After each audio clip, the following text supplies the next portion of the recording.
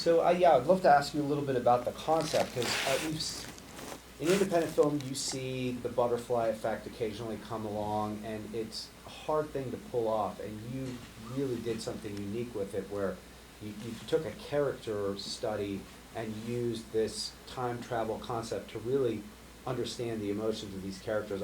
I'd love for you to tell us how you approached that story. Well, I had this idea at one point, many years ago, of like a gun that could murder people in the past. And I thought of this idea, and then I thought, well, that's a dumb idea. You can't do anything with that. It's like, oh yeah, kill Hitler and all that. You know, who cares? And then around the birth of my son, I was sort of wrestling with what it was to be a parent. And suddenly the world feeling a lot scarier and more uncertain, and a lot, like, everything just felt more heightened. And I wanted to find a way to grapple with that through film. And as I was sort of trying to come up with a story for that, I remembered this like gun idea that I'd thrown away. And I was like, oh, what if I sort of take this weird, crazy sci-fi idea and apply it to a very personal story of a woman who's just trying to get her life back to a place that she can understand it and control it. And so for me, it was like really interesting to explore it on the personal level than like, oh, let's just start really making this a butterfly effect movie. Yeah. Yeah, I'm watching it, it occurred to me watching it, like how easily this could have not worked as well as it does. Because it's a complicated piece where you're following lots of threads and you're falling into these characters, and then the plot changes in such a way where, you know, as an audience member, you're kind of forced to reconsider who they are and what the choices they make. How much did you storyboard this? How much did you, before you started shooting, really think through this limited 17 days that you had? I didn't storyboard at all. I'm not a huge storyboarder, especially on like a low budget thing. I think when you're making something with this tight a schedule, and when you're making something that is of this sort of style, you don't want to be necessarily caught in the storyboards. You don't want to be like, all right, this is what I have to make the reality conform to this idea in my head. What you want to do is try to work with what you're getting from your actors, from the set, from whatever sort of inspiration you get that day, and bring that and capture that. And I think that's how you get really great performances, and that's how you get really great lightning in a bottle. But I think the overall idea for the film was like, I want this film to feel like this is a sort of story that could be happening in a neighborhood that you're driving through, that you're just cutting through on your way to work. Some like unexpected area where like the most powerful machine in the world is behind a building you wouldn't give a second glance to. So we wanted to shoot it in a sort of handheld docu style that felt like sort of rough around the edges and embracing like little camera movements, and let the DP sort of find it at times as much as we were trying to like, you know, had everything planned out. Got it. It would totally work.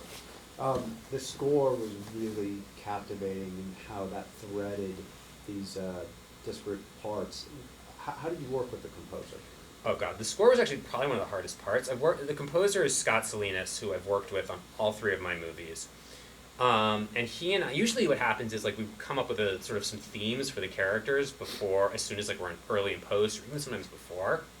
And this one, it was like we started coming up with ideas, but we couldn't figure out anything that really worked, because we wanted something that felt both stripped down, because the movie is sort of raw, and we wanted it to feel like that stripped down rawness, but we also wanted something that could convey emotion in the right way without being too grand, and something that hinted at the darkness, like the drama was already on the screen. The drama was in the script. We needed some darkness in the score. He liked to refer to the monkey's paw element of it. So we were really trying to sort of figure this out, and then suddenly I get this text from him, and it's like an Instagram video, and it's some weird machine, not a machine, it's like an instrument where like it's someone had made in their garage where you use water on tubes, and it creates these really weird sounds, and he's like, I'm gonna get something like this, and from this dude, and he went and got that machine, or that instrument, and was able to like kind of up with this sort of soundscape that he used, and then we sort of augmented it with like a couple instruments. Yeah, wow. Really, really memorable. It's great. Yeah. The look, obviously there was imagine you and your DP were, as you mentioned, going with this fairy taste style. how much of the look was, did you go through color palettes? Like, how much was thought in advance with costuming and We whatnot? talked about color palettes a Yeah. lot. You know, we really wanted to sort of play into like the beginning being more blue, and then sort of the color changing more and having brighter depending on where that reflected their emotional state. And then also like we sort of decided with the costume designer that yellow would be sort of when things change. We'd sort of incorporate yellow as sort of like a coded way of saying that in a very subtle way. But a lot of the color actually, we had ideas for it, but it wasn't until we got our house and we really saw the color palettes of what we were working with in the house that we came up with the actual sort of, all right, like what can we work really well with, like that crazy brown wood room, and like what works with what we have. So we don't, when you don't have the budget to like paint and to do things, you know, and to really just style everything, you've got to work with the furniture you have. It was like, all right, let's make the color that sort of plays with, that builds off of what we have. Yeah, yeah, no, that all really works, and you watch it, it feels very intentional and supporting all the performances. In terms of your working with the actors, one of the obvious standouts is just how much the actors trust you as a director. You're getting these very emotional moments that seem extremely intimate. Tell us a bit about that. You know, with the actors, it was a really tight-knit group. You know, we cast Judy Greer first, and she and I really worked through the script. I'd learned sort of from Lefty Brown how I really like that was a real learning experience for working with actors for me, and really what worked on that. And I sort of applied what I learned there to working here, and just really sat down with Judy and went through the script and let her talk, and really felt comfortable so we understood the character inside and out before we got on set. I mean, the hardest part I would say was that like you know, when you're casting a movie like this, you don't get to cast Judy and then like have her audition with, you know, Eddie, or like audition with any of the Mals. So it's like, all right, I'm casting these two actors. I know Judy is very emotional. Like her face is her greatest talent. She's super expressive. You know, like she can just shift. Like she can capture a maelstrom of emotions. And so I wanted to find someone who is the opposite of that. Who was like, and Eddie is a very still actor, and he acts a lot with his eyes, or like the slightest movement can show so much emotion. And I felt like that together would allow, would felt like their relationship, felt like Sophie and Mal. And then on top of that, it was just, you know, we tried to create a space where the actors were really generous with each other and would give a lot when they were off camera and such forth, so that we could have a place where we could trust each other. Yeah, yeah. I know from when, you know, I hear rumblings through the host company of things that they like or they see potential in a film, and this was one of those that started. I would hear feedback from the team. What was it like working and collaborating in post with our team? How did that go for you? It was great. I remember I sat down on my first day with the sound mixer, Jared, and we were talking. It was like right before, and we were talking about what the machine would sound like, because that was like a lot of work, and we were like trying to figure it out. And Jared's like, we were talking about different machine sounds and different things, and then like this was right before Christmas, and then he came back after Christmas, and he had like all these sounds he recorded from his family's farm, because like industrial sounds don't really work for it, but he like was able to find like all these like little like tractor sounds, or like one little piece of a machinery that then he could build, and it was really cool like to just do that with him and see how he like expanded off of what I wanted. I gave him like a sort of idea of this thing that's like should feel like a fire hazard, that should feel like it's going to cut out before it's going to do anything else, and he found a great way to just build out that sound and build it himself. And then, you know, working with the color with Mark, we, you know, sat down and we like went through the film and we gave him our LUT and our color palette, and it was about like, all right, how do we bring out the emotion of this color, and how do we bring out a look that, you know, feels true to the world we're trying to create. And, you know, I tend to believe, you know, as a director, your job is to know the vision and then trust your collaborators, you know, everyone who's working with you, to do their job really well, you know. And so it's not about micromanaging what they're doing, it's like inspiring them to do their best work. Yeah, that's an really interesting point. And we've noticed like that's maybe the one thread I could say on the films that are turning out better, is that the director is confident in what they're doing and also empowering professionals to do their job. So that's really interesting. You've answered everything I wanted to hear. I'd love to turn it over to anyone else who has any questions, Yes, please.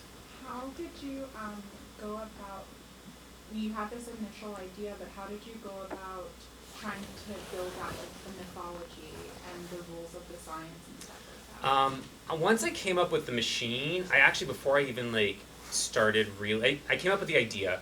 I was like, I want this machine, and then I came up with okay, she's going to use it to try to bring back her husband. I sort of figured that part out. And then I started thinking about, all right, I got to figure out the rules for this machine. It was I can't start writing this thing unless I have rules.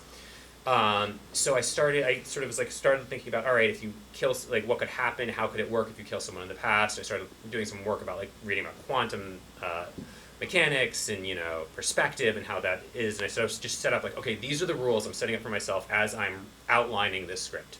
The machine can kill. It's the only thing it can do.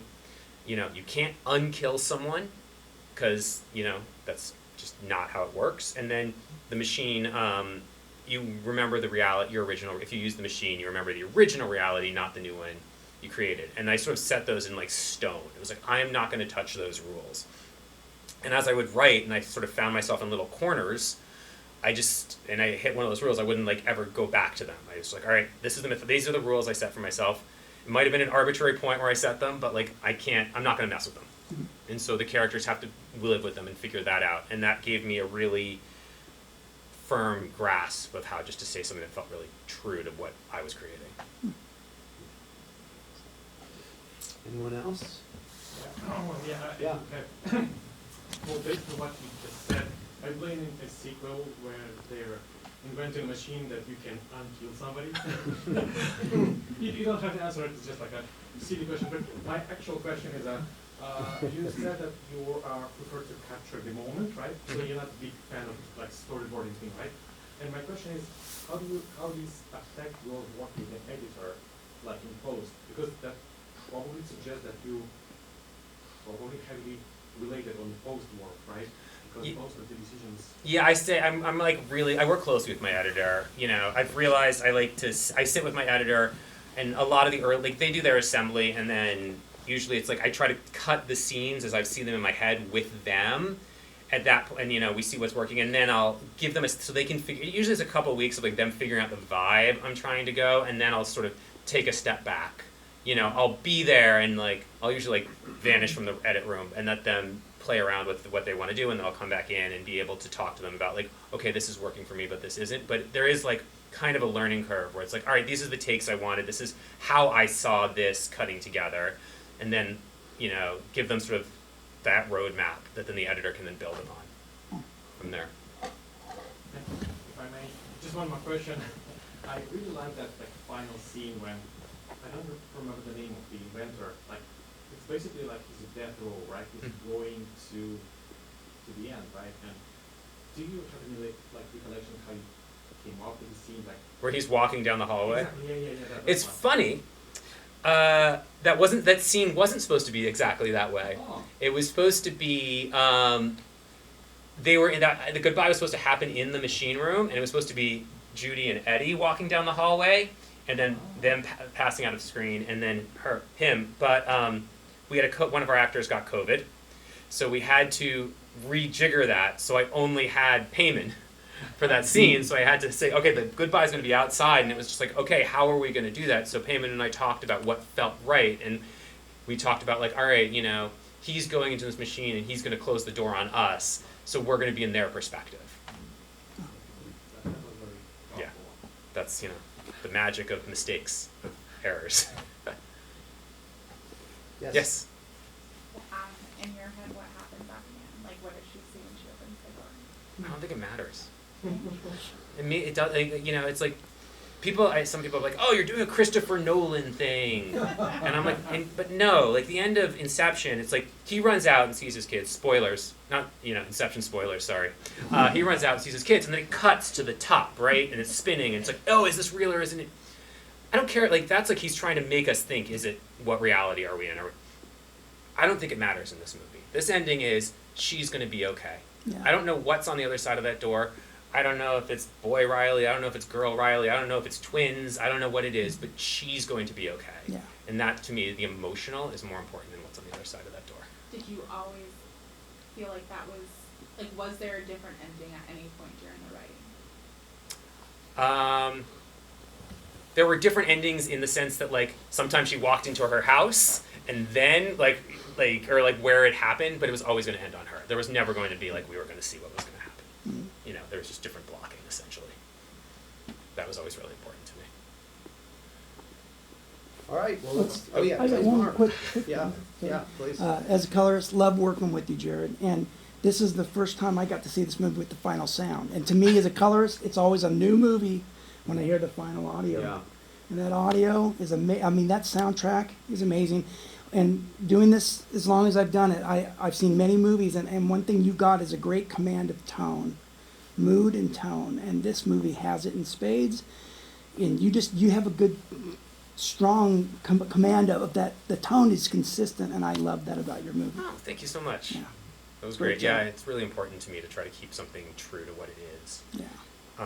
And like, you know what you want. So, half of it's just knowing what you want and like helping people get to where it's going to be, Right.